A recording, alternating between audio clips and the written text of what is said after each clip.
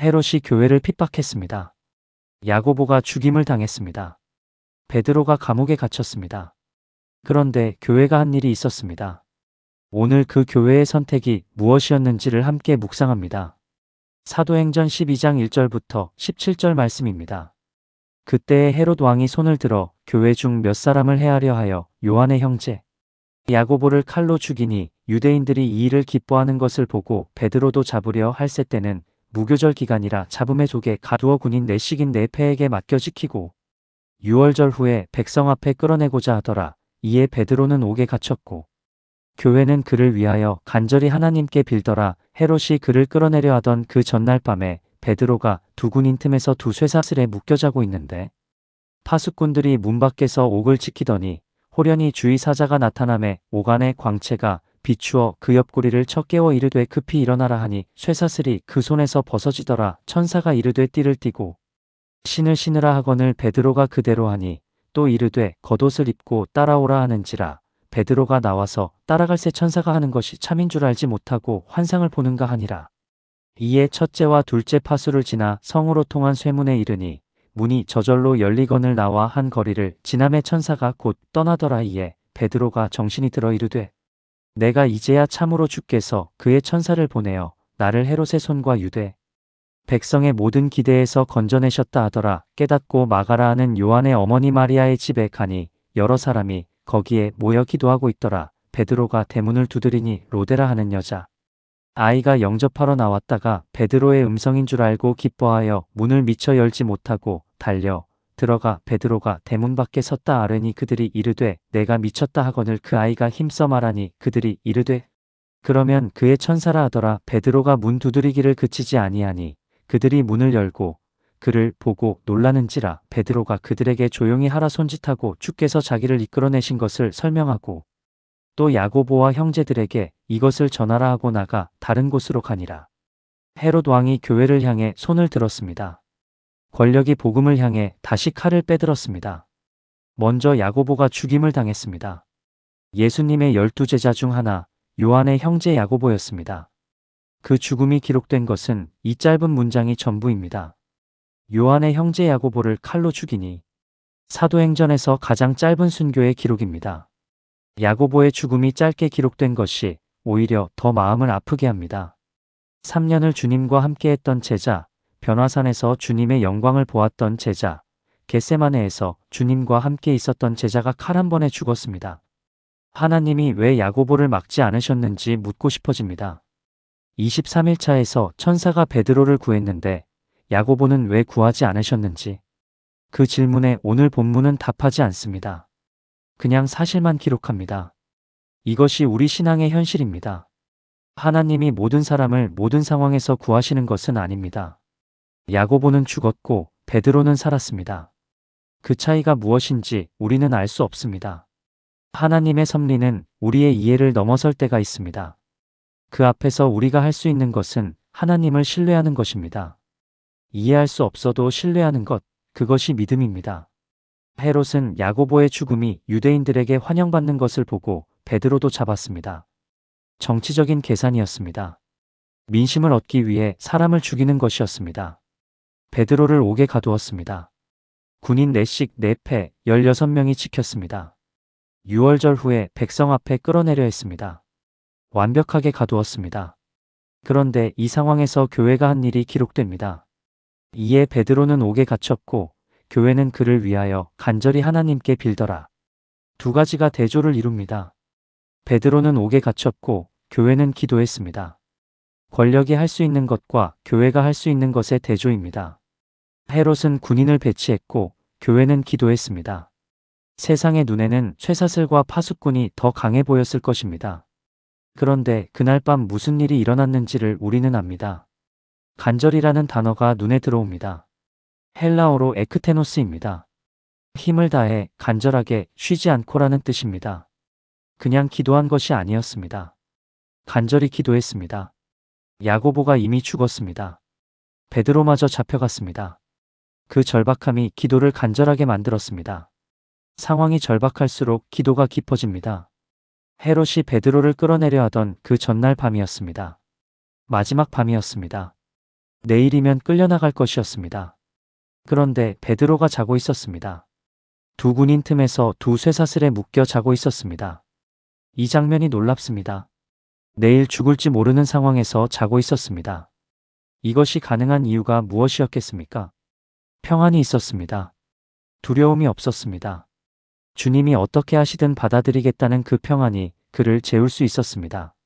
주의 사자가 나타났습니다. 오간의 광채가 비추었습니다. 천사가 베드로의 옆구리를 쳐서 깨웠습니다. 쇠사슬이 손에서 벗어졌습니다. 천사가 구체적으로 지시했습니다. 띠를 띠고 신을 신고 겉옷을 입고 따라오라고 단계적으로 구체적으로 인도했습니다. 베드로가 따라갔습니다. 그런데 그 상황을 완전히 이해하지 못했습니다. 천사가 하는 것이 참인 줄 알지 못하고 환상을 보는가 하니라. 꿈을 꾸는 건지 환상을 보는 건지 알지 못했습니다. 그냥 따라갔습니다. 이해하지 못하면서도 따라간 것이 믿음이었습니다. 완전히 이해될 때까지 기다리는 것이 아니라 주님이 인도하시는 방향으로 그냥 따라가는 것이었습니다. 첫째 파수를 지나고 둘째 파수를 지나고 쇠문에 이르렀습니다. 문이 저절로 열렸습니다. 23일차에서도 같은 장면이 있었습니다. 천사가 감옥 문을 열었습니다. 오늘은 쇠문이 저절로 열렸습니다.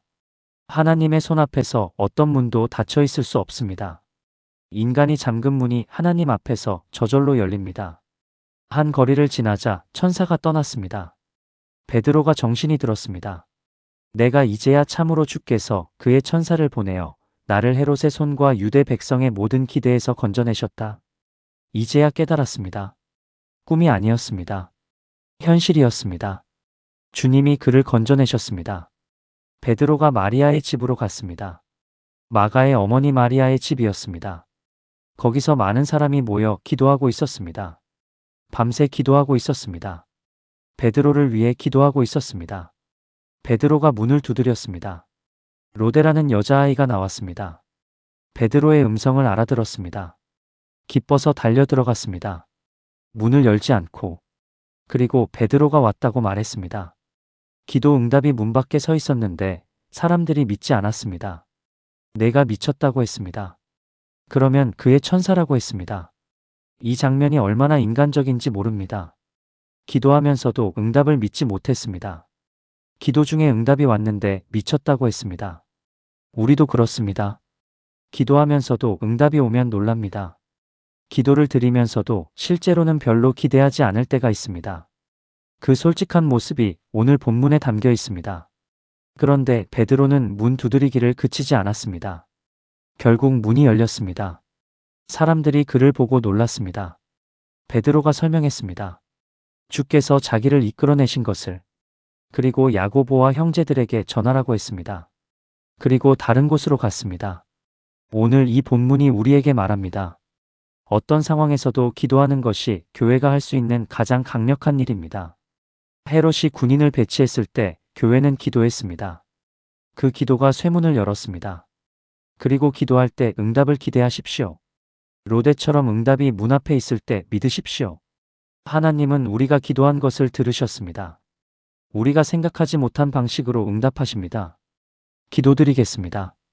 주님, 오늘 기도하는 교회 앞에서 다시 한번 기도의 능력을 봅니다. 베드로는 옥에 갇혔고 교회는 기도했습니다. 그 기도가 쇠문을 열었습니다. 군인 16명을 무력하게 만들었습니다. 주님, 기도가 세상에서 가장 강한 것임을 오늘 다시 믿게 하여 주시옵소서. 힘이 없고 할 수 있는 것이 없을 때 간절히 하나님께 비는 것이 가장 강한 것임을 알게 하여 주시옵소서. 야고보가 죽었습니다. 왜 막지 않으셨는지 이해할 수 없습니다.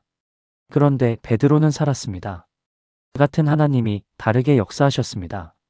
주님, 이해할 수 없는 일들 앞에서도 하나님을 신뢰하게 하여 주시옵소서. 내 기도가 응답되지 않는 것 같을 때도, 사랑하는 사람이 회복되지 않는 것 같을 때도 하나님이 섭리 안에서 일하고 계심을 믿게 하여 주시옵소서. 이해할 수 없어도 신뢰하는 것이 믿음임을 알게 하여 주시옵소서. 베드로가 마지막 밤에 자고 있었습니다. 내일 죽을지 모르는 상황에서 자고 있었습니다. 그 평안이 어디서 왔겠습니까? 주님을 신뢰하는 사람의 평안이었습니다. 주님, 저에게도 그 평안을 허락하여 주시옵소서. 내일이 두렵고 불확실한 상황에서도 주님을 신뢰하며 잠들 수 있는 평안을 허락하여 주시옵소서. 어떤 상황에서도 주님이 함께 하신다는 것이 평안의 근거가 되게 하여 주시옵소서. 기도 응답이 문 앞에 왔는데 믿지 못했던 사람들을 생각합니다. 기도하면서도 응답을 기대하지 않는 그 모습이 오늘 저의 모습이기도 합니다. 주님, 기도를 드릴 때 실제로 응답을 기대하는 믿음을 허락하여 주시옵소서. 주님이 들으신다는 것을, 주님이 응답하신다는 것을 마음으로 믿게 하여 주시옵소서. 기도 응답이 예상치 못한 방식으로 올 때 그것을 알아보는 눈을 허락하여 주시옵소서. 하나님이 간절히 기도하는 사람들의 기도를 들으신다. 이 믿음으로 오늘 기도합니다. 지금 제 삶에 쇠사슬처럼 묶여있는 것들이 있습니다. 풀리지 않는 문제들, 열리지 않는 문들이 있습니다. 그것들을 위해 오늘 간절히 기도합니다. 주님이 들으십니다. 주님이 때가 되면 그 문을 저절로 열어주실 것을 믿습니다. 오늘 이 말씀 앞에 앉아있는 모든 분들을 주님께 올려드립니다. 이해할 수 없는 상실과 고통 속에 있는 분들에게 야고보를 잃은 교회가 여전히 기도하고 있었다는 것이 힘이 되게 하여 주시옵소서.